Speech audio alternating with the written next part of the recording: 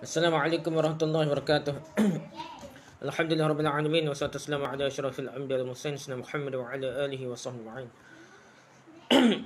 Rabbi shrah li sadri wa yassir li amri wahlul 'uqdatam min lisani yafqahu qawli. Amma ba'du. Kita sambung kitab baru lah kita ini, itu tentang Nabi Khadir. Macam-macam ada Khadir lah, Khidir lah. Tapi saya dengar lah mana asli dia sebut dia Khadir. Lebih tepatnya Khadir. Nabi Khadir antara realiti dan dongengan lah.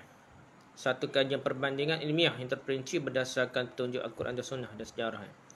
Karangan Syekh Muhammad Khair Ramadan Yusuf, terjemahnya Syekh Razi dan Ustaz Sulaiman ya. Baiklah. Jadi kita nak bincang ini pengajaran lah, cerita kisah-kisah. Sebenarnya pentingnya pengajaran lah. Banyaklah, ada tokoh tambuh lah, tidak sahih lah, dhaif, palsu, macam-macam cerita pasal Nabi Khadir ni. Kita nak ambil pengajaran dan hukum-hukum hari ni, nak bincang tentang pengajaran dan hukum daripada kisah Nabi Khadir AS. Pertama, pengajaran dan hukum. Imam Ghazali berkata kebanyakan rahsia-rahsia Al-Quran terkandung dalam lipatan kisah-kisah dan cerita-cerita yang disebutkan dalam Al-Quran adalah.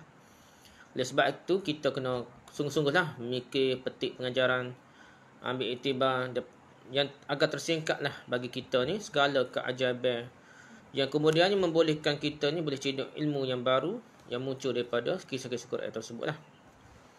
Rujukannya Ihya Ulumuddin jilid 4 muka surat 343. Berdasarkan apa-apa yang disebutkan ulama tafsir, pensyarah-pensyarah kitab kata Adi dan para ulama lain telah berjaya memetik daripada kisah Nabi Khadir ni dan Nabi Musa ini berapa hukum hakam dan pengajaran penting yang dapat kita ringkaskan sebagai berikutlah.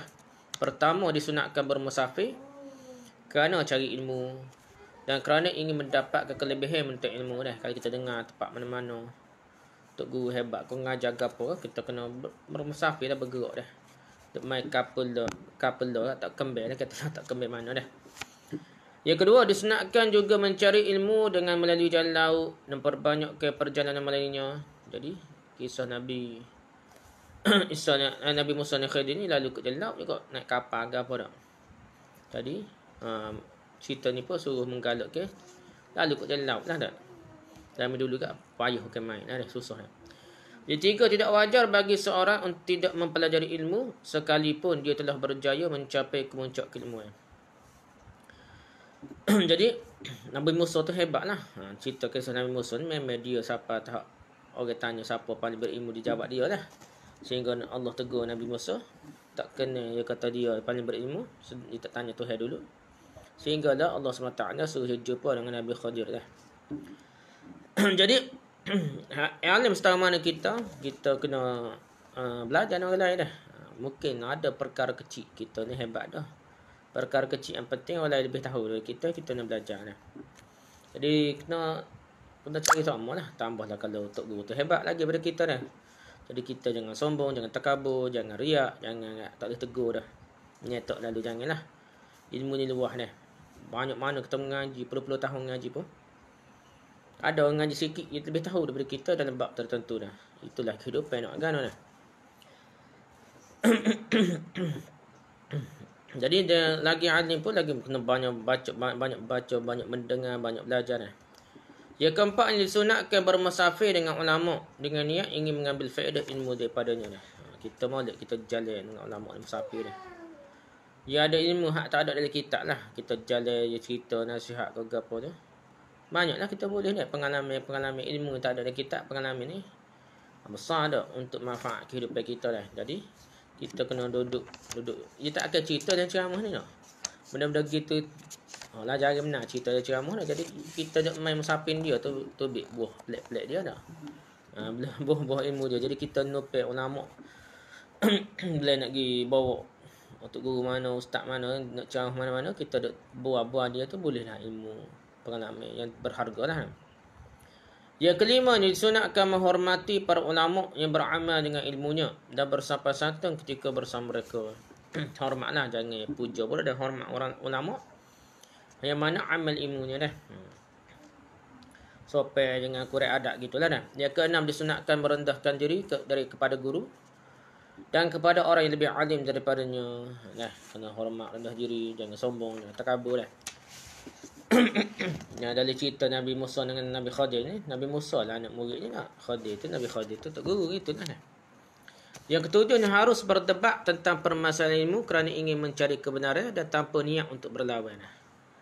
Jangan pihak lain pula setengah mengaji tasawuf. Sufi kata, ya salah kan Nabi Musa dah. Kritik semacam dah, tak kena semacam dah. Nah, soalan itulah rugi dia dah. Okey, dia lorak nak nanya apa dah.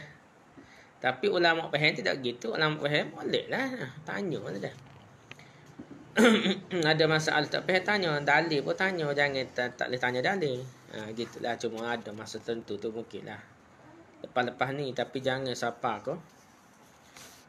Salah terus tanya dalil. Cumanya kadang-kadang masa tidak sesuai kau. Ada benda lebih penting kau. Mungkin ada.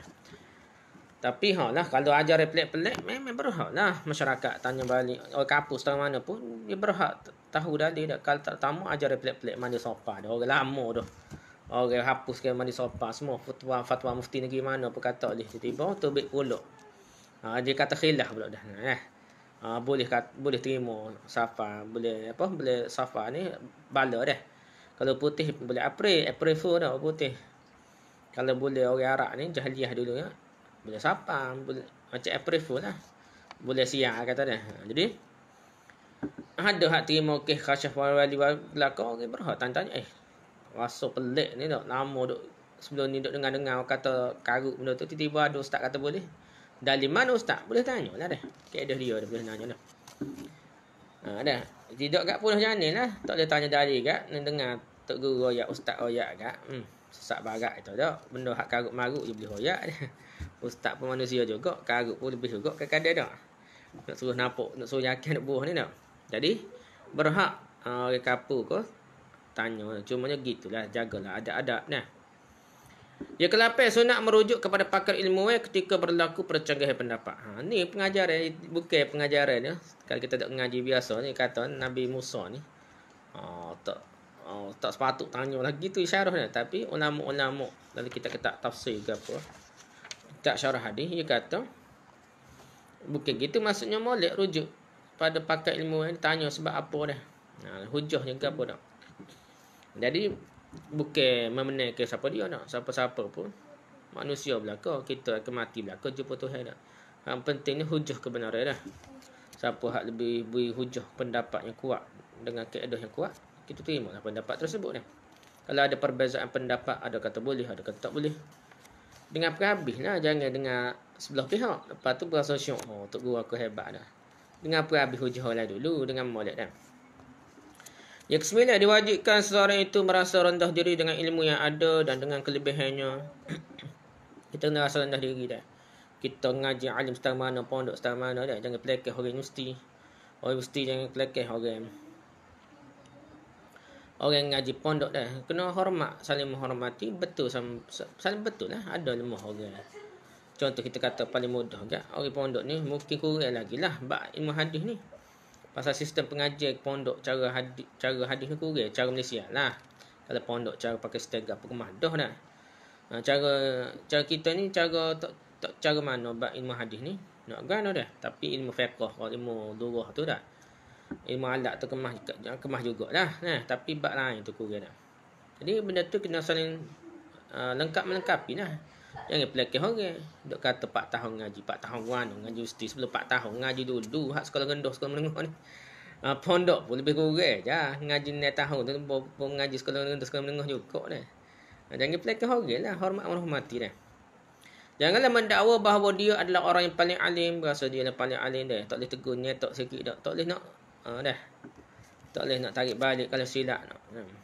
Dan apabila ditanyakan tentang siapakah orang yang paling alim, maka hendaklah dijawabnya dengan jawapan Allah yang lebih tahu dah. Kalau tanya siapa dia alim ke apa, Allah lah. Allah alam dulu dah. Jangan terus hakak tok guru dia juga dah. Siapa dia paling alim? Tok ayat nama tok guru dia belaka dah. Sebut Allah yang lebih tahu. Tapi hak hamba perhati sekap mana hamba nampak. Rasa-rasa ni gitu ayat gitu dah. Jangan terus yakin dah.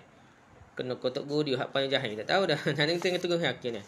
Pasal kita ni kadang kita tahu dah nak gana dah. Kita tahu setara tu dah. Tok guru kita berasa hebat tak mudah dah. Kita tak mengaji orang lain lagi dah. Gitulah. Yang ke-10, disunatkan jangan cepat mengingkari apa yang dirasakannya tidak elok. Kerana boleh jadi terdapat padanya rahsia yang tidak diketahuinya. Jangan cepat ingkar dah. Adakah bukan maksudnya tidak ingkar benda maksiat benda jelas, cumanya kaedah je.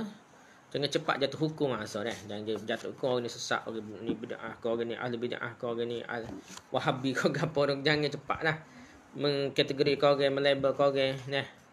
Label ni dengan cepat, lepas tu jangan ingkar cepat kadang. Kita nak dengar hujah dulu dah. Ini bukan bermaksud jangan ingkar ni tak sedengar hujah. Ingkar ni kita rasa biarlah kau.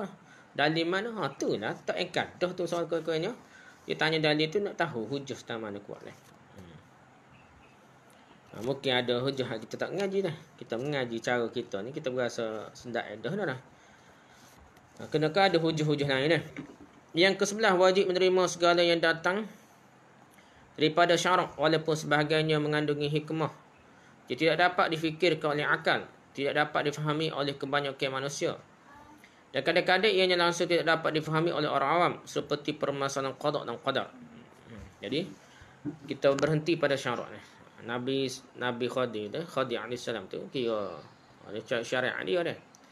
Tapi kalau kita ni dah bahas tentang mana pun, kita kena berhenti kepada Al-Quran dan Sunnah lah. Ilmu hak pelik-pelik jangan pergi lebih lah daripada Al-Quran dan Sunnah. Dah. Jangan tak lebih. Ni ilmu laduni lah. Tok Guru ilmu kasyah lah apa. Jangan tak pergi lebih lah. Benda Al-Quran dan Sunnah tak ajar. Kalau dimaafkan pun tak. Kasyah dia dimaafkan. Dia sorang lah maaf lah. Tak boleh buat mengajar kau kapung. Sesak barat habis orang tu. Gitu lah. Yang ke-12, wajib ditunaikan janji dan dinyatakan keuzurannya ketika menyalahinya. Jadi tunai janji lah. Kalau benda tu lah, nak bukan janji dah Nabi Musa, janji Nabi Khadir dah. Kalau tanya lagi kat kira tak padah lah dah. Habis lah tempoh perjanjian dah. Nabi Khadir bukan tak si bertanya, cuma dia kata dia terai lepas tu dah. Dia kata terai lepas ni lah. Dia suruh sabarlah. Siapa masa dia dah. Yang ke-13, disunatkan kepada orang alim menyatakan sebab keuzurannya kepada orang yang ingin menimba ilmu pengetahuan daripadanya jika ilmu yang hendak dituntut itu tidak sepadan dengan kebolehan semula jadinya. Ilmu-ilmu ni ada bakat juga dah. Bakat orang ilmu melukis, ilmu buat rumah, ilmu nukar, ilmu jahit, ilmu untuk ilmu dunia dah. Ilmu kedoktoran dah, ilmu arkitek, engineer apa dah, ilmu alat, ilmu bahasa Arab. Jadi semua tu Allah jadikan setiap orang tu ada kelebihan dan kekurangan masing-masing. Walaupun setengah tu bidang agama pun tak. Bukan sama. Ada lebih ke ilmu hadis. Ada ilmu rijal hadis ni. Bukan ilmu syarah hadis. Ada ilmu syarah hadis tu lebih. Ilmu rijal kurang. Ada ilmu tasawuf lebih dah. Jadi manusia tu saling lengkap melengkapi, kurang lah. Masing-masing ada kekurangan masing-masing lah. Dan sebab itu jadi kalau anak murid kita ni kita pakar bidang kita tengok anak murid kita tak boleh pergi tak. Nak ngaji bahagian engineering, matematik ni dah contoh ni hak ni dunia dah, ilmu dunia kita kata dah. Dia akan sakut lah. Dia akan tak boleh lah pasal matematik dia, pasal dia engineering ni mekanikal ke elektrikal ke. Dia sangat pentingkan matematik, banyak kiraan yang AMAT tu yang dalam-dalam yang tinggi-tinggi tu. Kalau matematik hak asas pun dia jadi sakut lah dah. Begitu juga setengah-setengah orang ni tak. Dia boleh tak lebar kapur, dia boleh ceramah balasah tu. Dia berasa dah bisa dah. Sedangkan ilmu Allah luas lagi dah. Ilmu agama pun luas lagi, dalam lagi dah. Biarlah sekat tu. Tapi nak ngaji dengan kita kata tak apalah. Ngaji ni kita kalau boleh tak guru tu cadang. Ngaji bidang ni lah molek je lah. Jangan nak ambil lurah. Sakut tengah jalan. Gitu lah. Yang ke-14, jika berakhir persahabatan dengan perpisahan sama ada dengan rela atau terpaksa, maka perpisahan itu hendaklah diiringi dengan ucapan saling nasihat menasihati di antara satu sama lain. Ada riwayat pelbagai ni, bukan Nabi Musa je nasihat, Nabi Khadir nasihat ke Nabi Musa nasihat ke Nabi Khadir. Pada riwayat, cumanya kekuatan tu tidak gagah mana lah masing-masing riwayat tersebut dah. Ada unsur Israiliyat pada dah. Kisah Nabi-Nabi dulu ni banyak juga unsur-unsur daripada Israiliyat masuk ke dalam kitab-kitab tafsir kita dah. Tak apalah, yang pentingnya kita kira bolehlah tidak pelik mana riwayat tu, kita ambil lah pengejaran sikit bahawa saling nasihat menasihati, bukan satu sebelah pihak pun. maulidnya saling nasihat menasihati Nabi Musa, nasihat Nabi Khadir nasihat Nabi Musa. Begitu juga kita ni antara sama-sama tok guru, sama-sama anak murid, sama-sama sahih pun saling nasihat menasihati ni. Hendaklah juga didedahkan rahsia menjadi punca berlakunya pertelingkahan perbezaan lah, sehingga membawa kepada perpisahan. Dan hikmah di sebalik perpisahan tidak dapat difikirkan oleh akal. Ada hikmah ni. Benda-benda ni setiap perkara tu kita ada hikmah ni. Kita salah. Dah jaga ni macam-macam lah. Ada orang kena COVID, ada orang kena mesti tu ada doktornya pakar dah. Pelajar terbaik. Ya ke Seranda sampai sebelum menengah, pelajar terbaik mesti. Lepas tu jadi doktor pakar. Lepas tu jadi buka hospital sendiri. Dah. Lepas tu Doktor Musi menang dah. Lepas dia ni support Doktor Musi. Lepas kena igat Doktor Musi, anak dia kena bedil kan. Anak dia tina jatuh kena bedil ke sisi ke apa ni. Lepas dia pula jatuh hukum mati budak dah. Ada hikmah lah, ada mungkin Allah. Ada kebaikan. Wallahu a'lam lah, Allah Maha tahu dah. Mungkin rezeki syahid ke dia dah. Wallahu a'lam. Tapi banyak kali lah kerja buat kita dah. Kita sepatutnya ada tawaran boleh kerja sedap tiba-tiba kerja biasa-biasa dah.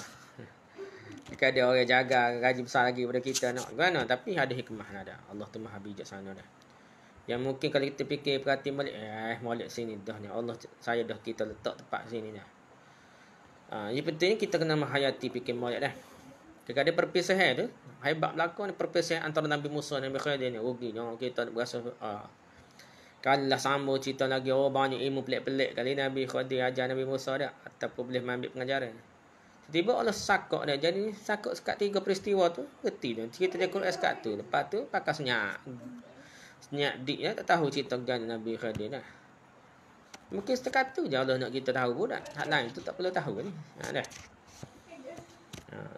Ikut area ilmu ni banyak luah dah. Kadang-kadang tidak perlu pun kita tahu belakang dah. Yang ke-15, seharus bagi orang yang diikut mengenalkan syarat kepada pengikutnya dah. Tok guru, ustaz, tok guru, cikgu nak bersyarat nak ngaji mungkin cara buat dia boleh bersyarat dah. Yang ke-16, sunat membawa bekalan ketika musafir dan ianya tidak bertentangan dengan konsep tawakal. Nabi Musa petai lagi cerita ni bawa bakar dah. Dan tidak ada pun Allah kritik ke tak betul dah. Memang dia bawa bekal dah. Dia bawa bekal sehingga dia boleh makan lah tengah tepi tengah pertengahan jalan dah. Yang ke-17, pengajarannya harus mengambil pembantu semasa bermusafir dia. Nabi Musa ni hebat setama tapi tak jalan seorang dah. Dia ambil pembantu dia je, bawa bekal dia gapo lah. Dah Nabi Yusha gapo dia ada lah pembantu dia dah. Yang ke-18, wajib ke atas khadam taat kepada perintah tuan yang dikhidmatkannya dah. Jadi khadam ni ataupun orang yang telah berjanji untuk setia berkhidmat kepada tok guru ke gapo ni, dia kena ikutlah perintah dia dah. Yang ke-19, harus bagi orang alim dan yang punya kemuliaan menggunakan khidmat orang yang lebih rendah kedudukannya daripada dirinya sendiri dan dalam menyempurnakan hajatnya. Jadi dia boleh guna orang khidmat pun Nabi sendiri pun ada sahabat-sahabat khidmat ke Nabi. Ada hak bawa selipar saja benda masuknya tu dah tapi dia ni khidmat ke Nabi dah. Dia pula Ibn Abbas dia pemberi khidmat lah, Anas bin Malik ni. Semua tu orang-orang yang memberi khidmat pada Nabi dah. Tetapi janganlah diniatkan bahawa ini adalah sebagai tukar ganti pada pengajaran ilmu. Dah. Bukan macam upah lah. Cara nak minta upah tak dah. Tapi cara adab. Dan adab yang diberikan olehnya kepada orang tersebut. Dah. Bukan nak nak suruh ganti dia belajar ilmu ni. Khidmat kata guru dah. Ataupun adab tu sebagai timbal balik ilmu kata guru dah. Bahkan ini dilakukan di atas dasar maruah persahabatan dan pergaulan yang baik dah. Atas dasar adab yang baik gitulah. Bukan nak balas jasa ke apa dak. Yang ke-20 dah. Syarat kesempurnaan bagi seorang musafir ialah terlebih dahulu mencari teman musafirnya. Jadi kita nak pergi jalan jauh-jauh jangan jalan seorang walaupun tarilah adik-beradik ke siapa dia pun jalan ada 2 orang tu dah. Kemudian barulah memilih jalan arah tujuannya dah. Jangan jalan seorang lah. Tak perlu jauh sangat lah. Berdekat-dekat ni nak pergi. Dah. Apabila musafir berdua-duaan maka hendaklah salah seorang daripadanya menjadi ketua dan yang keduanya menerima arahan dan menjadi pengikut. Jadi musafir ni mesti ada ketua. Hak molek 3 orang lah. Kalau tak boleh 3 orang 2 orang. Macam Nabi Musa tu 2 orang pun boleh lah. Tapi Nabi Musa lah sebagai ketua lah. Bila capu dengan Nabi Khadir tu, Nabi Khadir pula ketua lah. Gitulah lebih kurang lah. Yang ke-22, disunatkan memberitahu rakam musafir tujuan musafirnya, arah tujuannya dan juga lama masa musafirnya.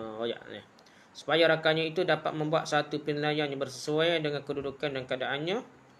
Jadi nak ikut kata saya ikut, biar tahu lah mana kita nak jalan. Gitulah. Yang ke-13, dilarang bertanya guru sebelum sampai masanya. Ni bukan tak boleh tanya guru, tapi bila sampai ke siapa ke celah-celah, siapa ke ganggu majlis, bukan dia dah. Dah, tengoklah dia. Okey, tengoklah masa mana kita nak tanya tu guru, biar sesuai dah. Yang ke-14, harus bagi seorang insan meminta makanan ketika berhajat dah. Nabi Musa ni hebat tak mudah, tapi dia berletih tu, dia berhenti minta makanan dah. Yang ke-15, yang ke-25 dah. Digalakkan bersabar ketika menghadapi kesusahan. Kena sabarlah. Benda setiap kesulitan ni, fa inna ma'al usri yusra dah. Setiap benda sulit ni pasti ada benda mudah dah. Dia depek dah.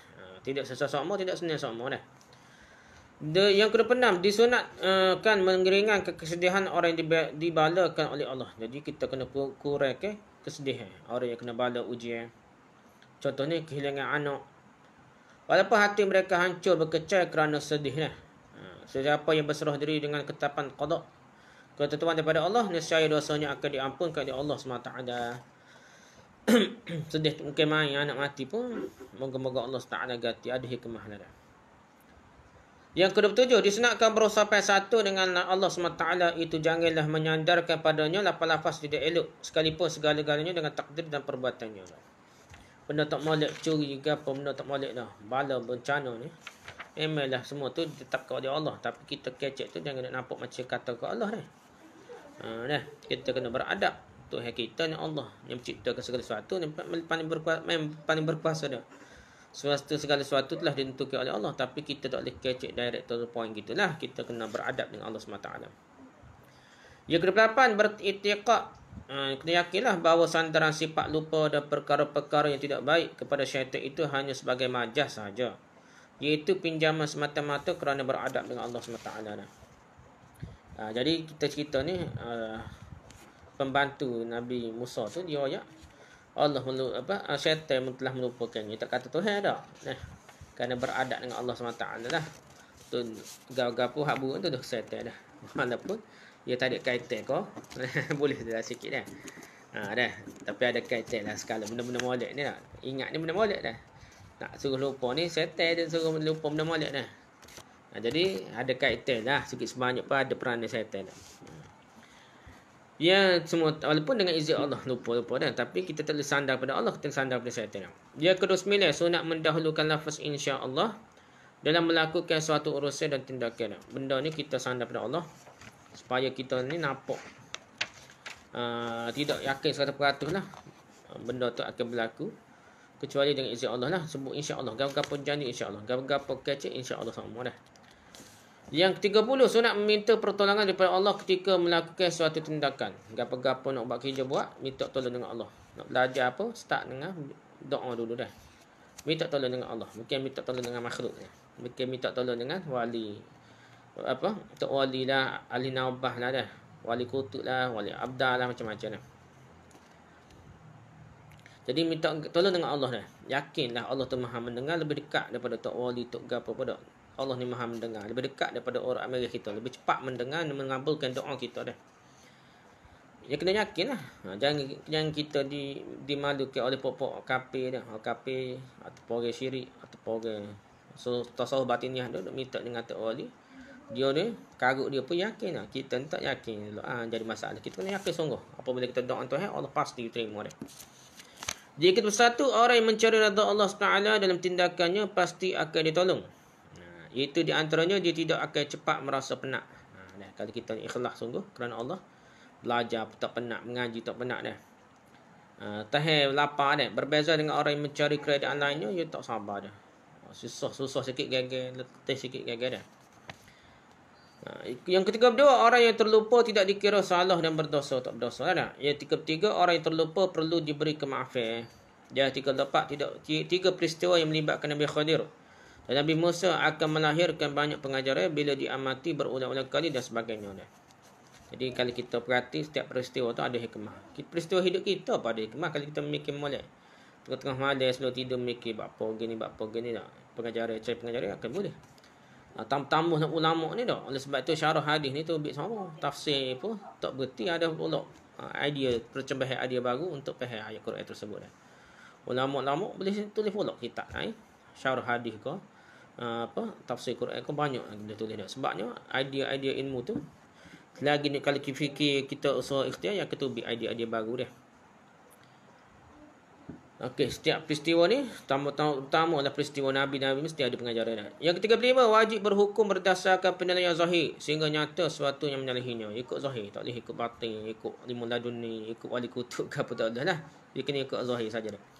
Yang ketiga, tindakan orang yang baik akhlak dan agamanya tidak boleh dibiarkan begitu saja dengan tanpa ada pengawasan. Walaupun tindakannya itu menepati realiti dah. Jadi walaupun kita ni seolah Nabi Musa salah dah. Lorak dia tegur katanya dah. Di pendapat. Tapi lah mana pun perangai Nabi Musa tu comel. Cuma dia ikut perjanjian dia tu tak comel. Tapi ikut asalnya. Dia tidak terikat dengan perjanjian. Sepatutnya tak terikat. Orang lain Nabi Khadir tak apalah. Bisa dah. Pasal dia ada buat sepelek tu banyak. Kita orang lain kena anggap manusia lain tidak serupa Nabi Khadir. Kena anggap realiti manusia ni hidup tak siapa tak sah ke Nabi Khadir. Nabi Musa tak siapa dah. Jadi kena tegur menegur dah. Tak boleh biarkan benda yang salah berlaku dah. Kena awas perkara yang salah tegur sama. Yang ke-37, harus meluahkan kepenatan dan kesengsaraan akibat sakit dan sebagainya apabila dilakukan bukan kerana marah dengan takdir. Kita rakyat kita sakit ni tak apa nak ngadu kan. Bukan nak nampak tidak redha dengan ujian Allah, jangan rasa begitulah. 38, harus memusnahkan sebahagian harta untuk menyelamatkan sebahagian besar yang lain. Dia kata dia ambil antara dua keburukan tu, ambil yang paling ringan lah.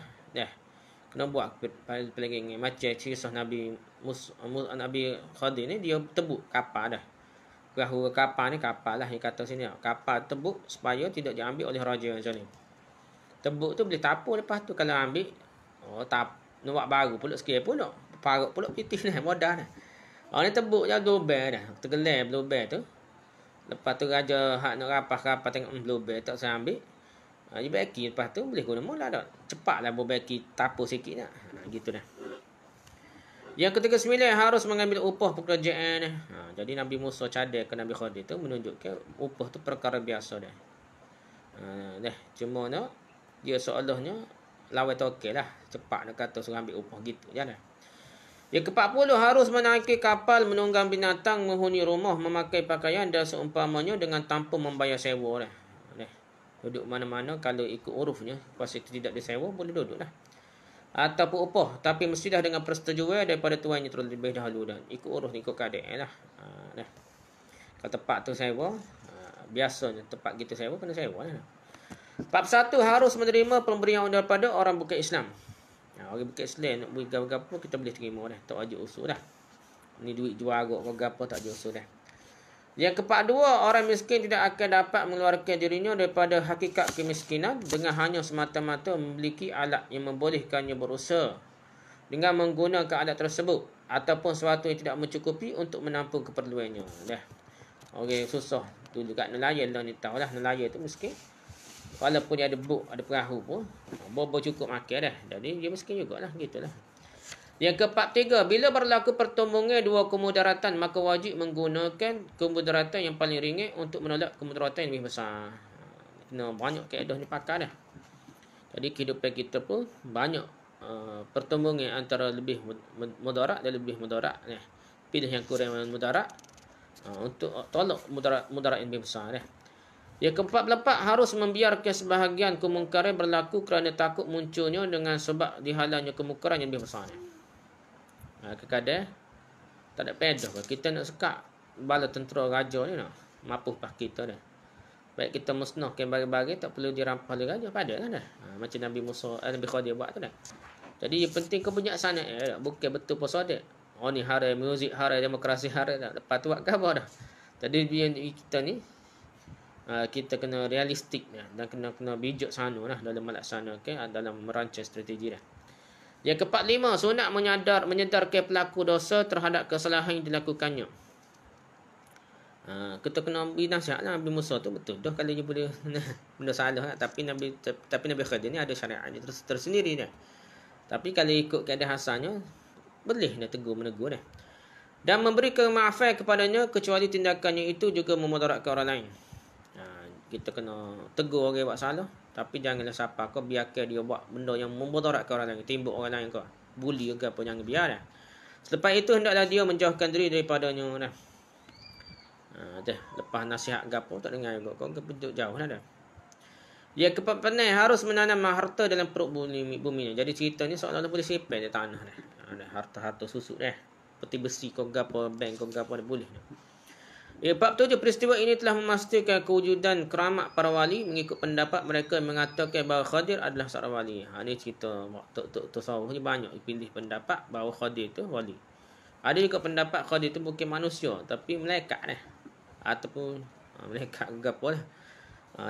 Ni pendapat adalah setengah ulama dah. Ada kata bukan itulah, bukan manusia. Tapi kita tengok dalam Quran tu terai kata orang yang kenal, maksud kenal ni manusia dia cakap kenal malaikat ke apa dah. Tadi manusia dah. Cuma ni adakah dia wali tidak, tapi kebanyakan ulama yang tafsir tu dia kata tu nabi bukan wali dah. Cuma ulama tasawuf ni banyak pasal nak erat kelas ke dia lah dak. Fikir tu wali ni hebat daripada nabi dah. Ada boboh tu nampak dah. Begitulah seterusnya, banyak lagi pengajaran yang dapat diambil kalau dibuat penelitian yang mendalam dan kajian yang berterusan terhadap kisah-kisah yang berlaku di antara Nabi Khadir dan Nabi Musa AS dan Nabi Musa AS. Kesimpulannya, kisah ini menyimpan banyak faedah dan mengandungi matlamat yang tinggi dan penting. Ianya cukup untuk dijadikan pengajaran bagi orang yang ingin mengambil iktibar.